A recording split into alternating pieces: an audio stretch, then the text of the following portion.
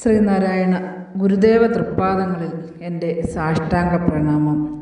ശ്രീ മങ്ങാട് ബാലേന്ദ്രൻ സാറിൻ്റെ ഗുരുദേവ കഥാസാഗരം ഭാഗം 206 വക്കീലാകുന്നതിന് മുൻപ് കള്ളം പറയുമോ.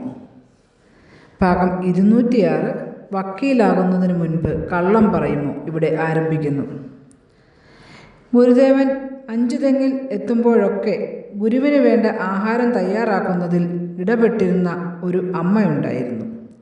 വലിയ ഗുരുഭക്തയായിരുന്ന ആ അമ്മയ്ക്ക് തൻ്റെ മകൻ വാമദേവൻ BL പരീക്ഷ പാസ്സായി വന്നപ്പോൾ വളരെയധികം സന്തോഷമുണ്ടായി.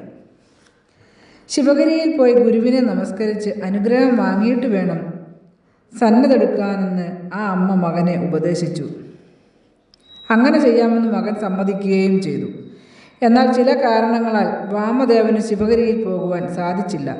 അയാൾ ആ വിവരം അമ്മയെ അറിയിക്കാതെ മറ്റ് സഹപാഠികൾക്കൊപ്പം പോയി സന്നദ്ധെടുത്തു. അതൊന്നും അറിയാതിരുന്ന ആ പാവം അമ്മ അപ്പോഴും ഗുരുദേവൻ്റെ അനുഗ്രഹം വാങ്ങിയിട്ടേ സന്നദ്ധെടുക്കാവൂ എന്ന് മകനെ വീണ്ടും വീണ്ടും ഓർമ്മിപ്പിച്ചുകൊണ്ടിരുന്നു. ഒടുവിൽ അമ്മയുടെ നിർബന്ധം വളരെ കടുത്തപ്പോൾ വാമദേവൻ ഒരു ദിവസം അമ്മയെയും കൂട്ടി ശിവഗിരിയിലേക്ക് പുറപ്പെട്ടു. അവിടെ എത്തിച്ചേർന്ന രണ്ടുപേരും ഗുരുദേവനെ നമസ്കരിച്ചു. അപ്പോൾ വാമദേവനെ നോക്കിയിട്ട് ഗുരുദേവൻ പറഞ്ഞു, അഞ്ചുതെങ്ങിൽ വെച്ച് കണ്ടിട്ടുണ്ടല്ലോ. വാമദേവൻ ഗുരുദേവൻ്റെ സ്നേഹവായ്പിൽ അലിഞ്ഞ് അവിടെ തന്നെ നിശബ്ദനായി നിന്നു. അമ്മ, ഇവൻ വക്കീൽ പരീക്ഷ ജയിച്ചു സ്വാമി. ഗുരുദേവൻ, കൊള്ളാമല്ലോ, ഇനി എന്ത് ചെയ്യാൻ പോകുന്നു. വാമദേവൻ, സന്നദ്ധെടുക്കണം, അതിന് അവിടുത്തെ അനുഗ്രഹം വാങ്ങുവാൻ വന്നതാണ്. ഗുരുദേവൻ, വക്കീലാകുന്നതിന് മുൻപ് കള്ളം പറയുമോ. വാമദേവൻ അത് കേട്ട് അത്ഭുത സ്തബ്ധനായി നിന്നു.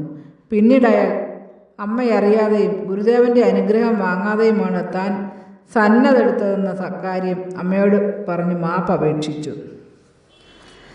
നാരായണാഖ്യ ഗുരുദേവൻ പിറന്നു വയൽവാരത്തു വീട്ടിൽ അവതാരാർത്ഥമായറിക ആരോമലുണ്ണിത വലിലാവിലാസം അകതാരിൽ വിളങ്ങിടുക നാരായണായ നമോ.